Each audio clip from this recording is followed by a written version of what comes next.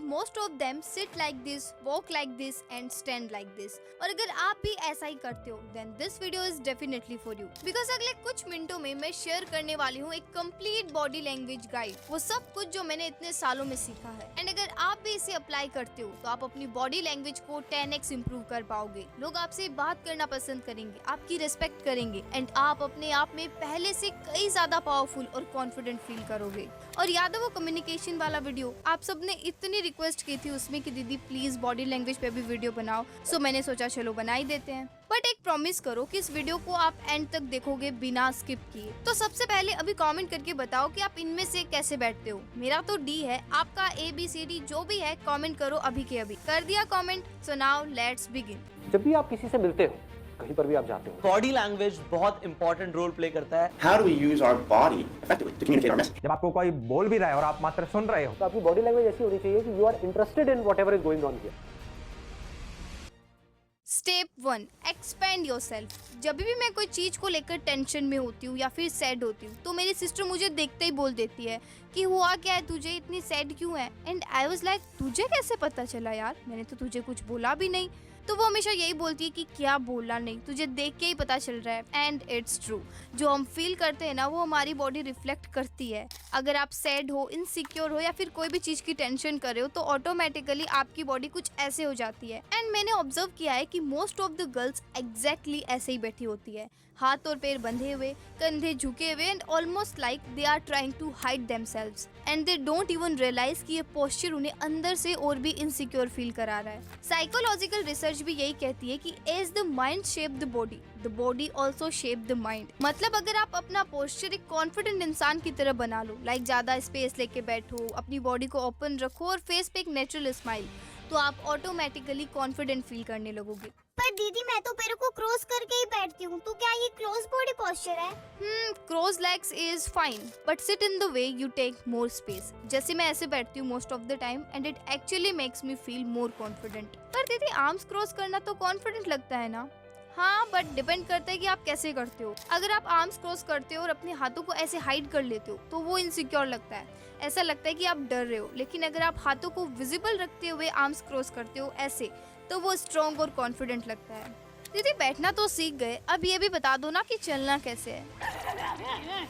क्या अभी 1 साल के बच्चे हो क्या जो चलना बैठना सीख रहे हो? अरे मजाक कर रही हूँ।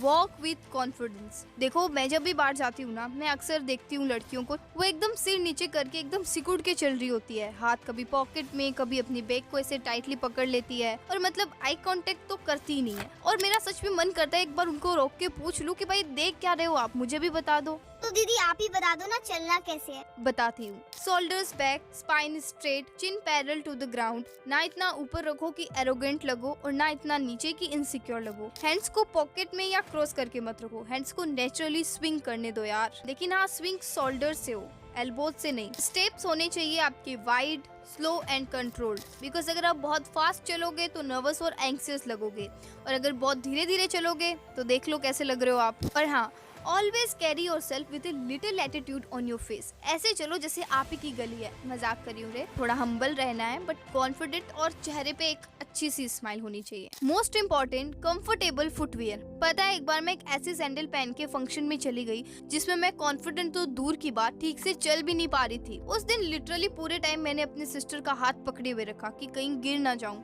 एंड उस दिन तो भाई मैंने डिसाइड कर लिया कि कुछ भी हो जाए इसे तो मैं दोबारा कभी नहीं पहनूंगी। तो चाहे आप स्नीकर्स पहनो, फ्लैट्स या सैंडल्स, कुछ भी पहनो, बस उसमें आप कॉन्फिडेंटली अपने स्वैग से चल पाओ। वो सब तो ठीक है दीदी, बट आई कांटेक्ट का क्या? वो तो वही नहीं बता ना। मैं बहुत ट्राई करती हूँ बट मुझे शर्म आती है। डोंट वरी, हमारा नेक्स्ट स्टेप ही यही है, आई कांटेक्ट। देखो मुझे पता है जब आई कांटेक्ट करने में डर लगता है ना तो आप क्या करते हो, बस फोन निकालते हो या फिर इधर उधर देखने लग जाते हो, नीचे देखने लग जाते हो। बट ये कोई सॉल्यूशन थोड़ी ना है यार, because eye contact is one of the most powerful body language skills. इसे अवॉइड करने की जगह आपको इसे प्रैक्टिस करके स्ट्रॉन्ग बनाना पड़ेगा। आप जो बोल रहे हो बहस के लिए, सुनने के लिए अच्छा है, लेकिन प्रैक्टिकल नहीं है। अरे बिल्कुल प्रैक्टिकल है। Just start with yourself. Mirror के सामने खुद की आंखों में देखो, अपने बारे में कुछ भी बोलते जाओ। मैं तो ऐसी हूँ, मैं तो वैसी हूँ, मैं ये कर सकती हूँ, मैं वो कर सकती हूँ। मतलब अपनी शक्ल देख के जो भी लाइन्स आ रही है बोलते जाओ। शुरू में सिर्फ 1-2 मिनट करो, फिर धीरे धीरे इस टाइम को बढ़ाते जाओ। या फिर सेल्फी कैमरा ऑन करो, खुद की आंखों में देखते हुए बात करो और वीडियो रिकॉर्ड करो। दीदी खुद के साथ भी नहीं हो पा रहा आई कांटेक्ट, अब बोलो क्या करें? इसका सॉल्यूशन भी है मेरे पास, बट थोड़ा सा फनी है। आप किसी की भी फोटो निकालो अपने फोन में, फैमिली, फ्रेंड, जो भी, बस उनकी आंखों में देखकर आप प्रैक्टिस करो। हाँ, थोड़ा सा अजीब लगेगा, बट सच में ये बहुत काम करता है। उसके बाद अपने मम्मी, पापा, भाई बहन या बेस्ट फ्रेंड के साथ बैठ जाओ और कॉन्शियसली आई कांटेक्ट मेंटेन करते हुए बात करो। अगर डायरेक्ट आंखों में देखने से डर लगता है तो कोई बात नहीं, उनकी आईब्रोज के बीच में देखो।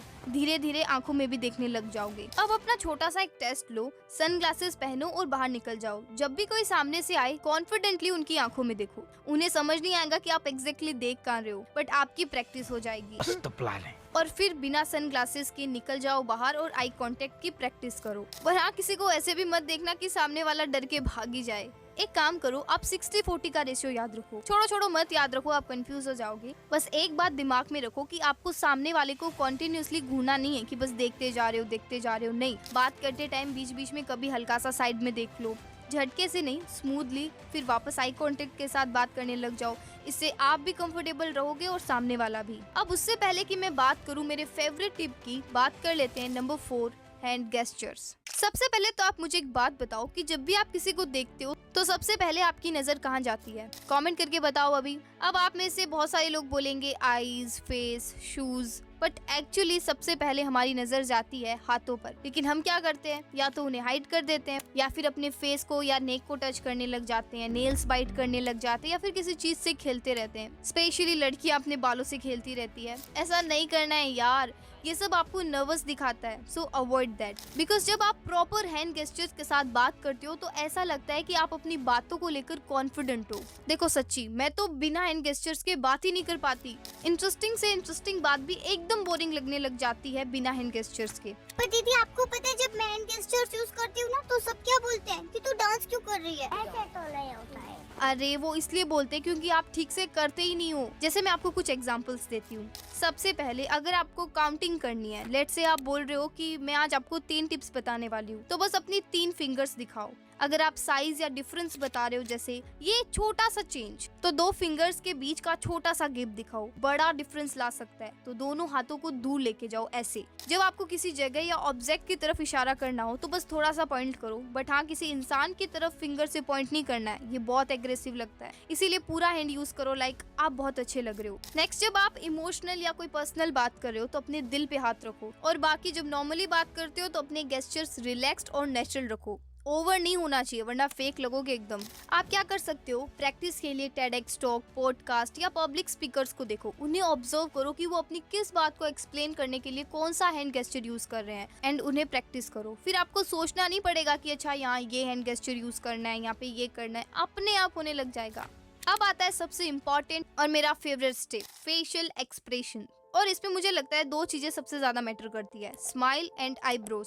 देखो, जब आप स्माइल करते हो ना तो आपके ब्रेन को लगता है कि हाँ, मैं रिलैक्स्ड और कॉन्फिडेंट फील कर रही हूँ, और सामने वाला भी आपको फ्रेंडली और अप्रोचेबल समझने लगता है। जब भी मैं बाहर जाती हूँ और सामने से किसी से आई कांटेक्ट हो जाता है, मतलब फ्रेंड या जिसको मैं पहले से जानती हूँ, मैं हमेशा एक स्माइल करती हूँ। हाँ, सबके साथ नहीं, इतने तो आप भी समझदार हो यार। अब आप मुझे बताओ कि इन दोनों में से कौन सी स्माइल फेक है और कौन सी रियल? बिल्कुल सही, लेफ्ट वाली रियल है और राइट वाली फेक। पर मुझे बताओ कि आपको पता कैसे चला? क्योंकि फेक स्माइल सिर्फ लिप्स से होती है, बट रियल स्माइल में लिप्स के साथ साथ आंखों के आसपास के मसल्स स्ट्रेन हो जाते हैं। क्या मतलब? क्या मालूम? अरे फेक स्माइल वो होती है जो आपके रिलेटिव्स करते हैं जब आप कुछ अच्छा करते हो। तो वो बाहर से तो बोल रहे होते कि बहुत अच्छा बेटा, बहुत अच्छा किया तुझे, मुझे बहुत खुशी हो रही तुझे देख के, लेकिन अंदर से। और रियल वाली स्माइल वो होती है जो अपने आप आ जाती है जब आप अपने बेस्ट फ्रेंड को देखते हो या फिर किसी छोटे बच्चे को देखते हो। So the point is always keep a real smile, but हाँ, smile should never be forced. हर जगह बड़ी वाली स्माइल नहीं करनी है, नहीं तो बिल्कुल पागल लगोगे। तो दीदी आप ही बता दो ना, हमें कब स्माइल करते वक्त दांत दिखाने? कब नहीं? अब क्या बोल रहे हैं? इतना मत सोचो, इन छोटी छोटी चीजों को इतना कॉम्प्लिकेटेड क्यों बना रहे हो? बस नेचुरल रहो, सिंपल सी बात है यार। आईब्रोज एक्चुअली बात की डेप्थ और इमोशंस दिखाते हैं। फॉर एग्जाम्पल, बात करते वक्त अगर आप थोड़ी सी आईब्रोज रेज करते हो ऐसे, तो सामने वाले को लगता है कि आप इंटरेस्टेड हो जो भी वो कह रहा है उसमें। जब आपको कोई सीरियस बात बोलनी है तो आईब्रोज थोड़ी टाइट करने से सीरियसनेस आ जाती है बात में।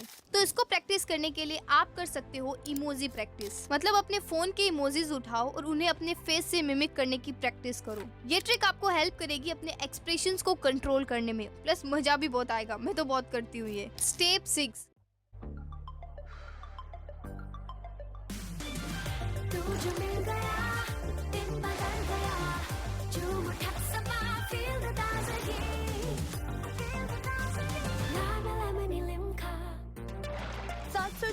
ml लिम्का अब सिर्फ 35 रुपए में। মাম্মা তাতে খুব ব্যথা হচ্ছে ক্যাভিটি হলো নাকি আমি স্কুল কি করে যাব আজ তবে স্কুল থাক, ওকে মাম্মা তুই না অ্যাক্টিং স্কুলে যা, নাটকবাজ। সব মায়েরা জানেন যে নতুন কোলগেট স্ট্রং টিথ দেয় পুরো 24 ঘন্টা ক্যাভিটি থেকে সুরক্ষা। 24 ঘন্টা তো ক্যাভিটির কোনো চান্সই নেই। নতুন কোলগেট স্ট্রং টিথ।